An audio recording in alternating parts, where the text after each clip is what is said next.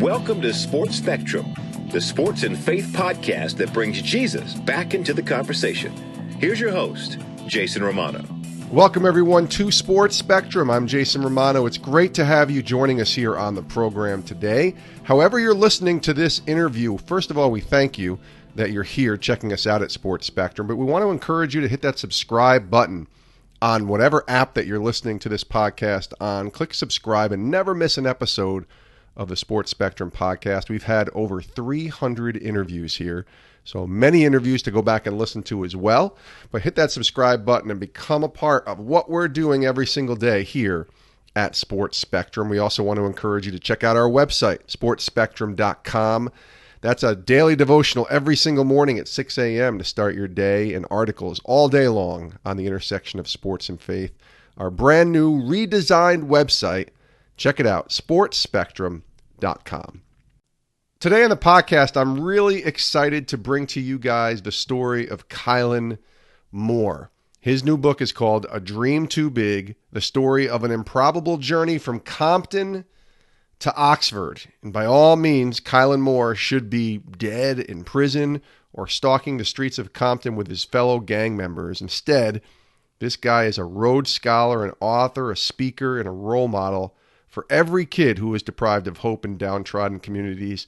And he's got a great story. He played his college football at TCU, and then amazingly is now a Rhodes Scholar at the University of Oxford in London, England. Just finished that up, and now he's got his new book, his autobiography, that released today, June 4th, 2019, called A Dream Too Big. He actually is on Good Morning America this morning as well on ABC, and we're grateful and thankful to have Caylin Moore come on our podcast and share his incredible story of perseverance and overcoming obstacles and choosing to live a different life than the one that, unfortunately for many of his peers, was chosen for them.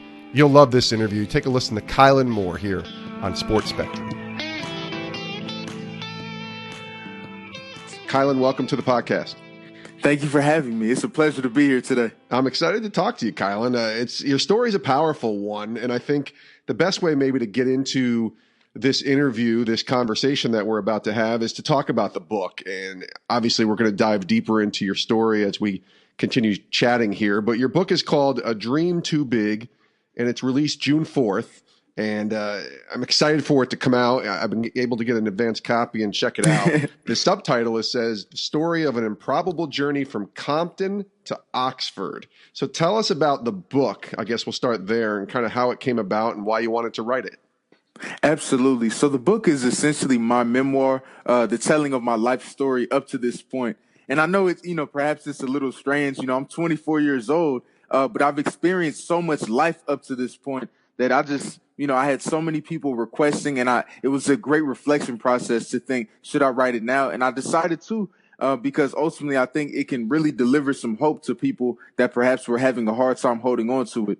I didn't realize I had a story necessarily growing up. You look around, the buildings, you look around the streets, and it seems like a lot of people are experiencing the same thing. It wasn't until I got out of that environment that I realized that people outside that environment had no idea, what was going on in that environment, the day-to-day hardships, the almost impossible distance that one would have to travel, and not in a physical way, but the impossible, social distance, I guess, to travel from a Compton to an Oxford. So I just thought it would be a great time to write my book. And it was a great, it was a therapeutic process, I must admit, just going through the, that my own history and going through, things that I've seen, things that I've been through. Is super spiritual and therapeutic for me. Yeah, I can attest to that, having written my own book in the last couple of years, and how therapeutic it was just trying to go through the process of everything that I've been through and remembering stories and talking it through. It's funny too, Caylin, you hear I guess you call it a motto or whatever it is, but you hear the words, the struggle is real, quite often, right? You kind of just right. Throw that out there. Oh, the struggle is real here. But your struggles were very, very real growing up in Compton, California. Tell us about that, what life was like as a kid in South Central Los Angeles. Yeah, absolutely. I would say it's a type of place where you really have to have a certain mindset in order to thrive in that environment. because the institutions are not set up such that you will succeed naturally. What I mean by that is, I remember when I first, my younger brother brought home a dictionary from school one day, and the dictionary was so old that it didn't have the word computer in it. So early on, that discourages you, academically. And then, the local, you have gangs, you have, all this violence that's going on around you. I remember picking up little fragments of bullets and, hollow tip 9mm bullets. We'll find them in the grass. I remember finding, shell casings, and we would get home and we would play marbles with them. Hearing gunshots at nighttime, all these things were the norm. It's almost it can be a place sometimes that, deprives you of hope. I think kids come in, every kid that I've ever experienced, I've done a lot of speaking. I think kids around, the age 4 and 5, they all say the same things. What do you want to be when you grow up? Lawyers, doctors, et cetera, right? But I remember when I was in 6th grade, we first moved into that area. And I remember having a conversation with 2 young boys on the schoolyard. One boy, we were standing around at lunchtime. One of the boys said, one day they were talking about prison. And he said, he's 6 years old, mind you. He said, one day when I go to prison, I'm going to become a gang member. Then the other one said, when I go to prison, I'll pretend to be religious. I heard that they don't mess with you if you're religious. And then when it came around my time to say what I would do one day when I went to prison, I didn't know what to contribute to the conversation. Up to that point, at the age of 6, I had never imagined myself going to prison. And it's crazy that was the expectation almost. That was the conversation at 6 years old. So you can only imagine the reality that the youth are seeing when they walk outside of their house or their building, and how that shapes their dreams. That's why I entitled the book A Dream Too Big, because coming from where I come from, just a place of, of poverty, of taking, bucket baths, of not having hot water, all these things, the dreams to, go to an Oxford or, even, be alive by 18, be alive by 19, not be a gang member, not be gang affiliated. Those can seem like dreams too big when you're inundated with those messages all day long, every day.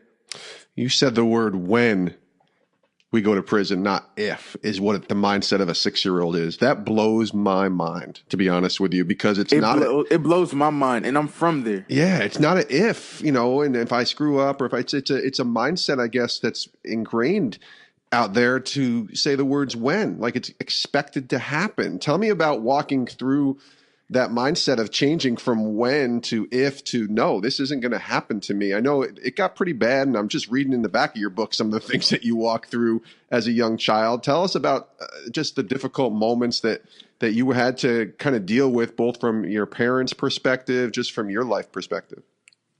Absolutely. I would say, and don't get me wrong, we had our fun moments. I was a kid like everyone else, riding bicycles. But the hard moments were terrible at times. They were traumatic.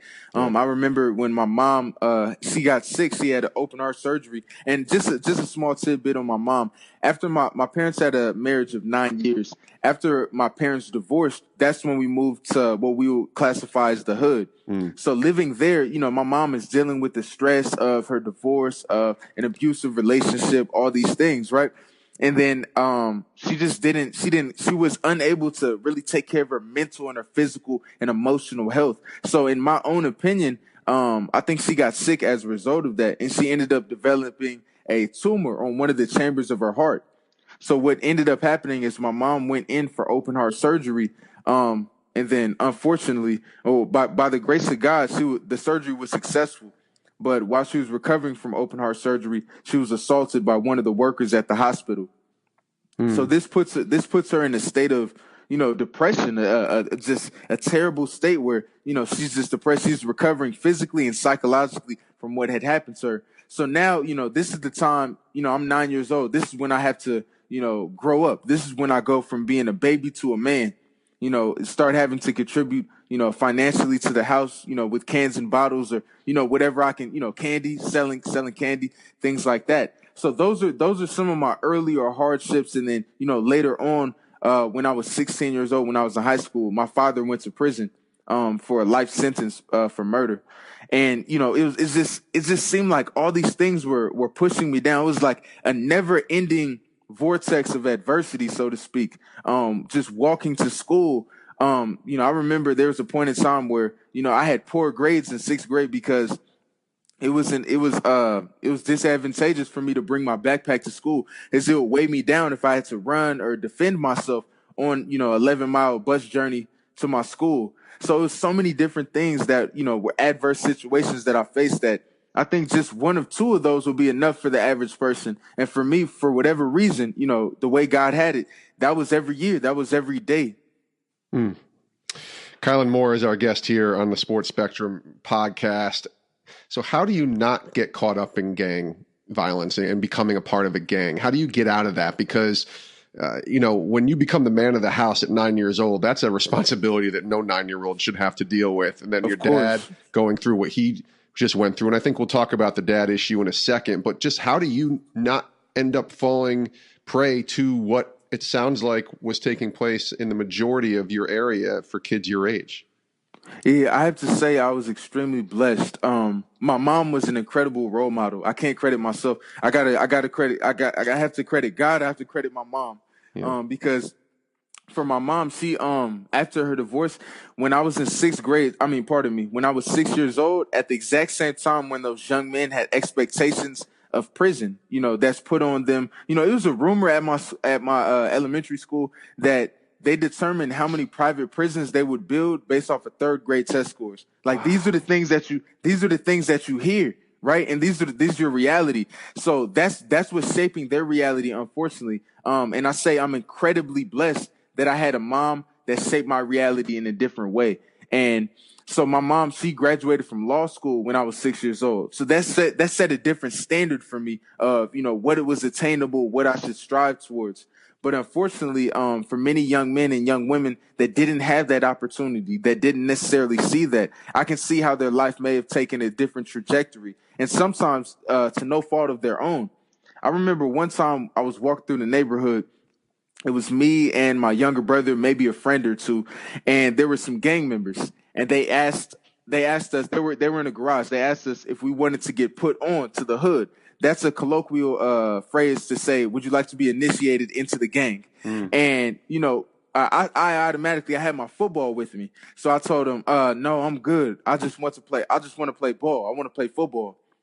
And then, all my other friends are saying, no, they're good. They're good. But then there was one young man, and he walked into the garage and he actually got initiated into the gang. I've never seen that friend ever again since that day.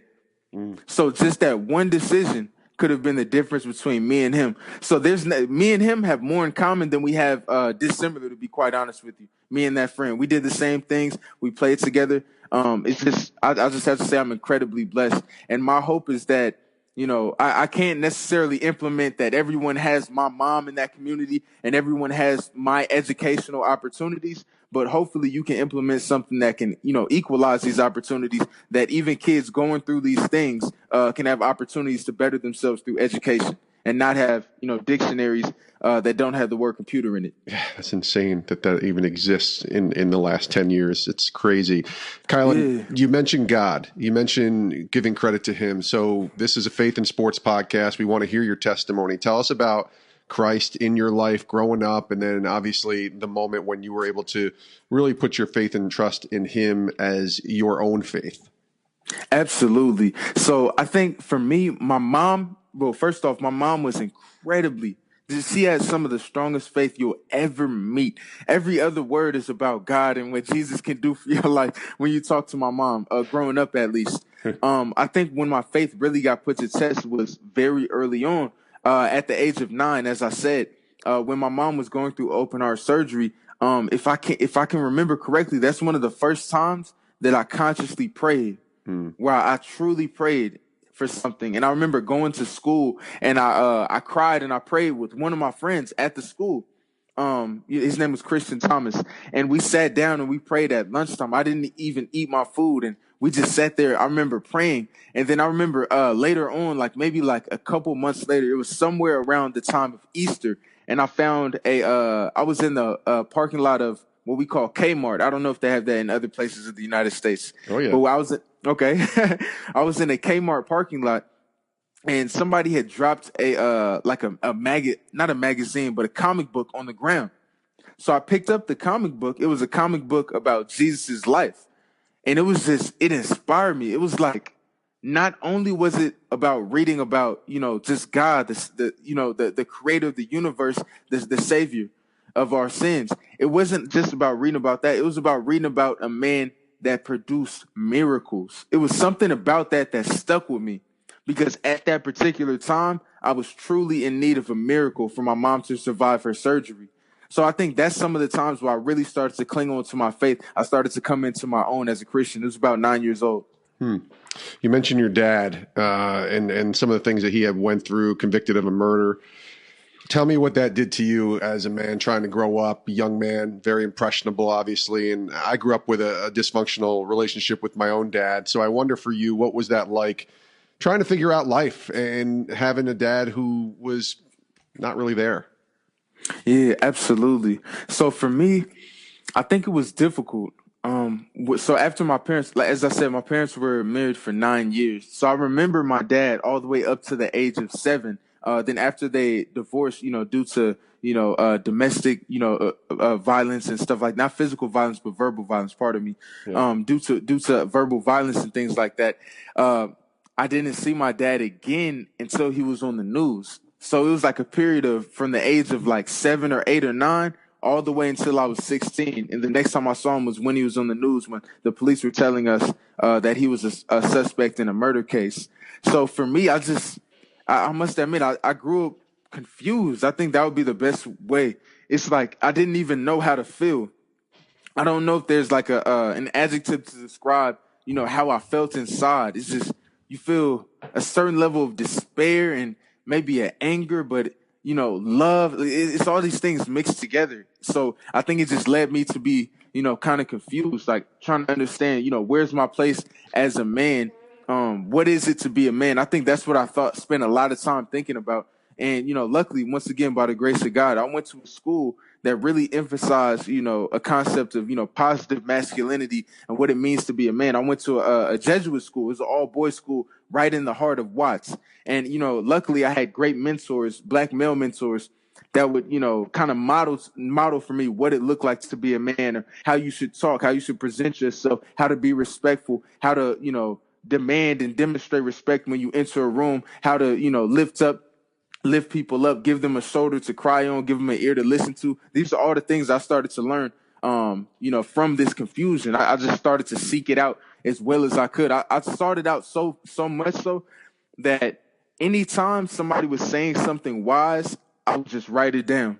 And I kind of started to treat life as my father, if that makes sense. I started to treat, I thought like this. My mindset was something like this, that, my father may be in prison, but God is my father at the end of the day. So you know what? I'm going to listen anytime my father talks. And my father might talk through this tree. My father might talk through this woman right here, through this homeless man. So I started writing down what I call a book of wisdom. And I just would write down any wisdom that I could hear from an old man, from a young man, from a man that just got out of prison. And I learned so much through that process of kind of, having God be my father, if that makes sense. You still do that? You still carry a notebook with you? To this day, I'm probably on my 10th notebook at this time. I've learned so much. Truly, I've learned so much just from having an open mind that, God can speak through anyone. We haven't even talked about football yet, this being a sports podcast. So tell me about, your love for football, and you wanted to play Division I football. Your journey takes you in a few different places. I can say former TCU football player, but it wasn't as easy as you graduating high school and going to play football at TCU. So take us through high school into college and your football journey. Absolutely. So for me, football, started out in front of the street with the kids in my neighborhood having fun. And then after that, I ended up playing in the Snoop Dogg Youth Football League. The league that was started by the rapper Snoop Dogg. Yeah. And that was a saving grace for many young men and young women in my community, just to have the opportunity to participate in something that's a positive outlet, after school. So from that, I went on to high school. I played quarterback in high school. And I had a pretty good career, solid years. I ended up getting recruited to a couple schools. I got offered a scholarship or two, but the scholarships fell through the cracks as I couldn't put on weight. Because at the time, as I said, my family was under duress. It was a lot of financial hardships back home. So there were times where I would miss meals and I wouldn't complain. There were times where, instead of complaining about the pain in my stomach, I would just drop down on the floor and do push-ups to transfer that pain to my arms. So at this time, I wasn't able to get like those big recruitments. I wasn't. Now I'm about 6'1", 6'2", 2 something. If in high school, had I matured to that, I would have, who knows where I would have been right out of high school. So eventually I signed with Rhodes College in New York. And going to that university was a great experience. At that university, I'm still playing quarterback. I eventually worked myself up, to being competitive enough to be in consideration for the starting lineup. And then right before the season, I injured my back. It was horrible. It was devastating for me, because for me, I had, my own plan, I guess, was to, come in to play quarterback, to, to break records, to do all these things, and then, see what prospects could be for me in the future for professional leagues and things like that. And it didn't work out that way. That back injury really derailed me. It made me so depressed, I remember. So what ended up happening was, after me being down for a couple months and, barely being able to walk and hobbling around, I eventually, I prayed and I motivated myself, and I wrote down 2 things on the wall, on a piece of paper, and I put it on the wall. I wrote down Division I football player and Harvard PhD. And I just wrote these things down, in terms of something that was just aspirational, something to reach towards, something to get me out of my bed every day instead of, being down and being depressed. And I would look at it every day: Harvard PhD and Division I football player. I put Harvard PhD, as I said, coming from an environment where they say that they determine how many, schools, how many prisons they want to build based off of 3rd grade test scores. I knew that Harvard PhD or anything like that, it doesn't have to be Harvard. I knew that would mean something to my community, that I knew that would give me an opportunity to illuminate what's going on there and hopefully produce policy that, intelligent policy that can help ameliorate some of these situations. I wrote down Division I football player because at the time, as is current, my father was in prison for life. And I told myself, that's something to strive towards. I'm not going to stop playing football until my father can see me on the television from the prison that he's at. It was just something about that I felt would validate all my frustration, would validate all the pain that I was going through, and allow me to reconnect in a different way. And so I ended up looking at those goals every single day. I got a job as a janitor. And my idea of getting a job as a janitor was that, and it was one of the only jobs I can get at the time. I ended up getting fired from another job. The lady, she was doing like some shady dealings in the back room, and she was manipulating people's money. And I saw her, and she ended up firing me. But she felt bad that she fired me, and then she ended up hiring me as a janitor. So I was taking everything in stride. So my idea of working as a janitor was that I was going to be able to save up enough money to get me to the next school that I was going to, because I felt like I just needed a change of environment just to, refresh my spirit, refresh my mind. So I ended up saving up that money, and, long story short, I ended up making my way all the way to Texas Christian University. I got there, I switched positions to strong safety. At this time, my body's a little bit differently. I'm a different type of athlete than I was in high school. Yeah. And I just took advantage of all the opportunities. And now, reflecting back on my time at TCU, I have to say I'm just extremely grateful for all the things that I learned, all the hard work that I put in, and I'm glad that it led to I'm glad that I wasn't 2 inches taller and a couple steps faster, because my trajectory will be a lot different right now. I'm doing something that I never would have seen myself doing, as a Oxford University student. A lot of times, where I come from, the biggest, most positive thing we can see ourselves doing is only athletics. And athletics are great, don't get me wrong. But there's a lot of different avenues that you can chase down to have a meaningful, purposeful life.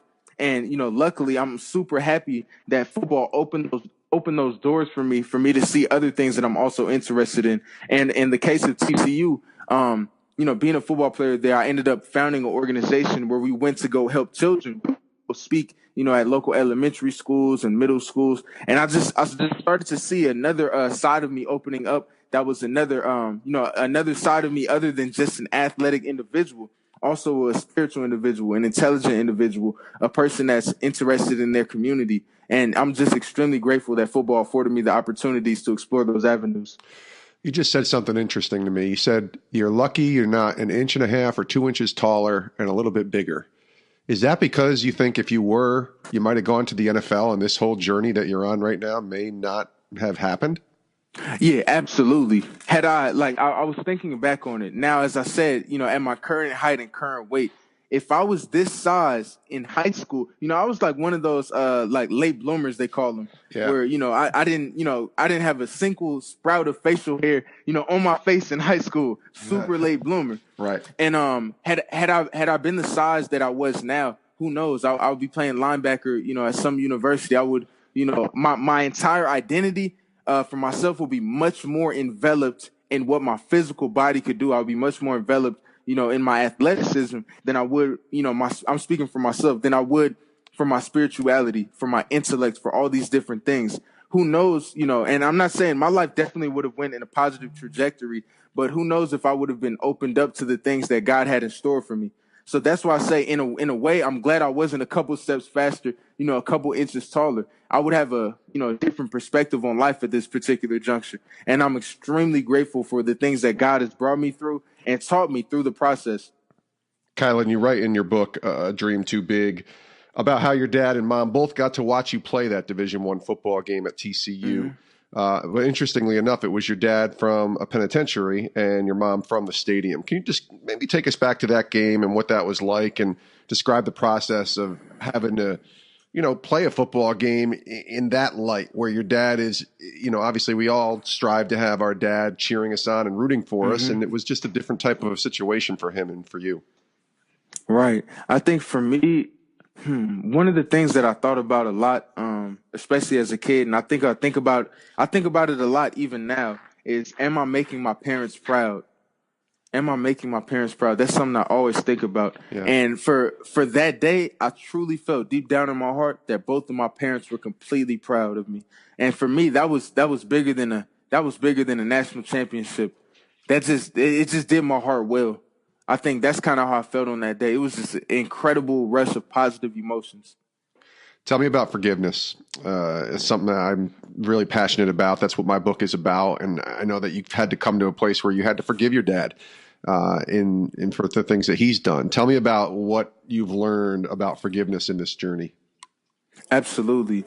I think what I've learned about forgiveness is that, every last one of us is flawed. Everyone is flawed. And hopefully we are not only held in the regard of our mistakes, but we're held in the regard of how we, come back from our mistakes. And I think pertaining to my dad, I think that's one of the things that I learned is that no one can be reduced to their mistakes, not even one person. God loves everybody. The lowest person you could think of, God loves that person. Yep. And so that's one of the things, just adopting that same mindset. I have to forgive other people. I have to forgive myself for things that I may have done or regret and things like that. So forgiveness has been an incredible thing. I remember when I first went on the journey of the path towards forgiveness, for my own family, for my own father, is I started, writing him letters back when I was in college.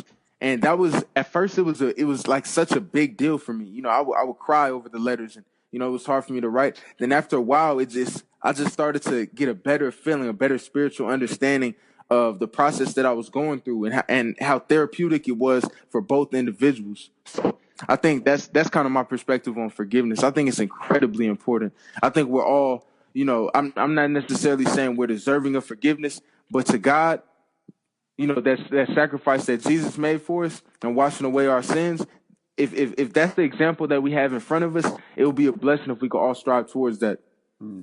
Caylin Moore is our guest here on the podcast. The new book is called A Dream Too Big. A couple more questions here with Caylin. I'm really fascinated by the idea of you being a Rhodes Scholar, and I'm probably just not smart enough to really know what exactly that is. But I know it's a big deal. So you say Rhodes Scholar, like, okay, I first think in my mind, okay, this guy's really smart, and he's getting an amazing opportunity that not a lot of people get. Can you share with us kind of how you became and what that means to be a Rhodes Scholar and just how you ended up in Oxford, England for the last couple of years?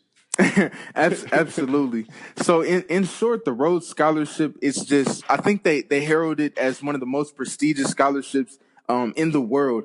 I think you have to apply right out of undergraduate or, in your master's programs or whatever the case is. And, your competition is global. I think they choose 32 American Rhodes Scholars, but in total there's 96 Rhodes Scholars. So in each of these countries, it's typically the people from the most elite university with the highest grades, with the most research experience. Usually you have a component of, athleticism that ties into it, of leadership, people that have founded things, people that have, discovered new ways of, treating, medical things and stuff like that. So I would say, I'm not saying I'm that smart, but I'll say a lot of these people are incredibly, incredibly intelligent. Yeah. And, it's a blessing to be a part of something like that. So the scholarship is something that you apply to. It's something that you earn. It's not something that's given to you, or, you're just chosen out of a bucket. It's something that you have to apply to. You have to earn. You have to put in all this work. Then you have to interview, and then, hopefully become successful. And, in my case, I was blessed enough to be able to do that. And, and to be able to enter an elite fraternity that, it has presidents, it has, news correspondents, prime ministers, people that have discovered all types of things. So collectively, it's a group of pretty amazing, pretty dynamic individuals, very intellectual group. So it's a blessing that I was able to, get that prize and, take it forward. I think historically, Rhodes Scholarship was set up by a man named Cecil Rhodes. And I write about this in the book. Cecil Rhodes would be, if people are more aware of, his legacy, people will view him, in South Africa, the way people view him is the same way that we view an Adolf Hitler or something like that. You see him as a dastardly, genocidal individual. But basically what this man did is, in his will, in his trust, he said, I want to make a scholarship to educate, the elite of all these, British protectorate countries, and so that they can continue to, to dominate the world and take advantage of other people. So eventually, the Rhodes Scholarship started to morph as they had, people of different backgrounds started to rise up and win the scholarship and things like that. So me being a Rhodes Scholar, it kind of defines what a Rhodes Scholar is. The Rhodes Scholarship doesn't define me. I define the Rhodes Scholarship. Just like, Myron Rowe, he was a strong safety, or a free safety at Florida State. Yeah. Now he's a neurosurgeon, very intelligent guy, and he played in the NFL. People like that, define what the Rhodes Scholarship is, as opposed to the Rhodes Scholarship defining them. So that's hopefully the legacy that I'm trying to contribute to, is to redefine what this particular award means. So everything you just said to us in the last 30 minutes, at 24 years old, people will be like, okay, that's a lot of life that you've been living. Let's just throw on the fact that you're married and you have, and you're a dad and you have a daughter. Is it Mia? Uh-huh. Mia, yes, sir. You got a lot going on, my friend. Tell me about life right now. And I think you told me off air that you just finished up your time in Oxford. But being a husband, being a dad, what does life look like today for you and going forward? Absolutely. So being a husband and being a dad, that's the fun part and the most important part for me. I think all my career decisions are secondary to all of my family decisions. And, me and my wife, we always make sure that that's the main focus. I'll just say it's extremely fun. Every day I feel so joyous and so blessed, I must admit. My wife is incredibly intelligent herself. She's a polyglot. She speaks 4 or 5 languages. And is this incredible person to be around on a daily basis. She's actually a former athlete as well. She had Olympic aspirations. She went to the Junior Olympics when she was young in Singapore, and she has the record for the hammer throw at Texas Christian University, which is where I met her. Okay. And then our daughter, she's just a little bundle of joy. Today is her 10-month birthday, technically. Wow. Yeah. April is the 23rd. She's born July 23rd. But I would say it just makes me incredibly joyous every single day. I must say I feel incredibly blessed. I feel humbled to have the gift of marriage, to have the gift of fatherhood, and to be able to cherish and enjoy it every single day. So those are my big things. And moving forward, the less important stuff, which I would deem as my career stuff, I'll be applying to PhD programs in the fall in sociology at for example, I'll be applying to Brown, Princeton, Harvard, Yale, Stanford, a couple of different schools. And my ultimate hope is to become a university professor. I want to shed more light on, all the topics and things that I discuss in my book and that we discussed in this podcast. I want to shed more light on these things and research them and hopefully produce intelligent policy that can bring us forward to a better state. This is good. I feel like I'm interviewing you before, you make it to become president of the United States someday, Colin, so I'm getting you in the early part of your journey here. So I'm liking this. Oh goodness. I don't know if I'm that smart, but maybe. Hey, we both believe in a God that can do anything he wants. So you just never know. I agree with that. That's so true. So true. So true. Absolutely. So Let's close it with this, Kyle. And this has been awesome. And again, the book is called A Dream Too Big: The Improbable Journey from Compton to Oxford. What are you learning today from God? We ask this question to our guests here on the podcast all throughout. It's usually the last question. In this season of life where he has you, and you kind of just shared where he has you, what are you learning from the Lord during this time of life? That's a good question. I would say, what am I learning? I say today, in this day and age or this current time, what I'm learning from God is to be humble and to listen. If I could do those two things, God will illuminate my path, and I won't have to worry. I won't have to stress. I'm learning to what does it say in James chapter 1 verse 2?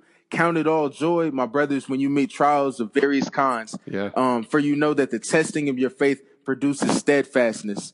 And it says, and let the steadfastness have its full effect, that you may be perfect and complete, lacking in nothing. So that's hopefully what I'm doing right now, is just learning to be steadfast to the things that God is putting in front of me. And I know it will lead to my perfection and completion on whatever it is that I'm trying to do. I love it. His name is Caylin Moore. He is a former TCU football player, 2017 Rhodes Scholar, and father and husband. But right now, he's also an author. And the book's called A Dream Too Big: The Story of an Improbable Journey from Compton to Oxford. Releases June 4th. We're excited to have Caylin here on the podcast. Listen, it's been great to get to know you, my friend, and just wish you nothing but the best. And hopefully we'll have you on again sometime in the future. Thanks for joining us. Absolutely. Thank you so much. Incredible story there from Caylin Moore joining us here on Sports Spectrum. Again, the book is called A Dream Too Big: The Story of an Improbable Journey from Compton to Oxford, released with Thomas Nelson Books and published June 4th, 2019.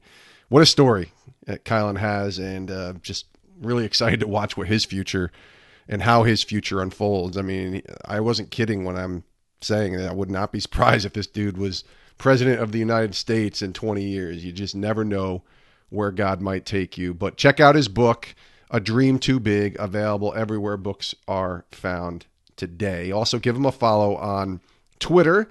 Caylin is actually spelled Caylin. It's pronounced Caylin, but it's spelled Caylin, and I made that mistake when I called him and actually said Caylin, forgetting that it was Caylin and how you pronounce it. But give him a follow on Twitter at Caylin L. Moore, CAYLINLMOORE. Many thanks to Caylin for being here on the Sports Spectrum podcast. And thank you for listening. We really appreciate you. Want to direct you back to our Sports Spectrum website. That's the home for all things Sports Spectrum. It's sportspectrum.com. And also want to encourage you to subscribe to our magazine. It's $18 for an entire year. And it gets you our quarterly magazine, 4 issues of the Sports Spectrum magazine, plus a couple bonus issues. And the magazine, it's just a really awesome, tangible piece that you can hold in your hand and give to someone as a great witnessing tool, as a great opportunity to share Christ with them through a magazine. And it's cheap. It's $18 for the whole year. And you get our Sports Spectrum magazine. You can subscribe today at sportspectrum.com. Check out the website, sportspectrum.com. Thanks for listening. We really appreciate you guys. You can find us on social media as well at sports_spectrum. Like us, tweet at us, reply to us, whatever it is. We'll retweet it. We'll share it. We'll respond back to you. Just really appreciate you guys interacting with us and sharing all the great things that are happening here between sports and faith at Sports Spectrum. We'll see you next time with a brand new episode of the Sports Spectrum podcast. Have a great rest of your day. We love you guys, and we'll see you soon.